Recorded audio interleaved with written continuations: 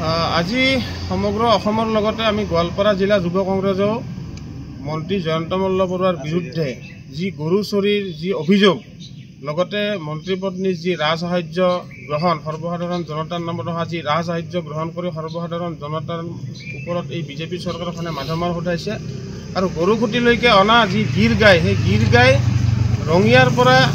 যি চুৰিৰ অভিযোগ উত্থাপিত হৈছে তাৰ এক উচিত তদন্ত বিচাৰি আমি গোৱালপাৰা সদৰ আৰক্ষী থানাত এখন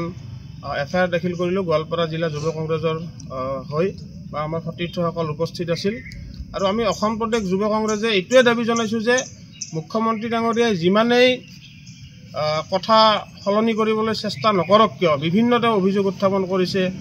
যুৱ কংগ্ৰেছৰ ফেচবুক একাউণ্টক চৌদি আৰবৰ পৰা চলা বুলি কৈছে, বিভিন্ন ধৰণৰ বাংলাদেশ পাকিস্তান চৌদি আৰব এইবিলাক শব্দ উচ্চাৰণ কৰি তেওঁ কথা ডাইভাৰ্ট কৰাৰ চেষ্টা কৰি আছে, কিন্তু তেওঁৰ এই চেষ্টা আমি সফল হ'বলৈ নিদিওঁ। তেওঁ এই গৰু চুৰিৰ যি ঘটনা, তেওঁৰ মন্ত্ৰীৰ গৰু চুৰিৰ ঘটনা, তেওঁৰ মন্ত্ৰী পত্নী বা বিধায়ক পত্নীয়ে যি ৰাজসাহায্য গ্ৰহণ কৰিছে সৰ্বসাধাৰণ ৰাইজৰ নামত অহা এইবিলাকৰ কথাৰ পৰা আঁতৰি আহিব নোৱাৰিব। এইবিলাকৰ উচিত তদন্ত হ'ব লাগিব আৰু যেতিয়ালৈকে তদন্ত নহয় তেতিয়ালৈকে যুৱ কংগ্ৰেছে গণতান্ত্ৰিকভাৱে ইয়াৰ তীব্ৰ প্ৰতিবাদ আগবঢ়াই থাকিব আৰু এই কথাৰ এক নিৰপেক্ষ আৰু উচিত তদন্ত হ'ব লাগিব। তাৰ কাৰণে আজি আমি গোৱালপাৰা সদৰ আৰক্ষী থানাত এখন এজাহাৰ দাখিল কৰিছোঁ।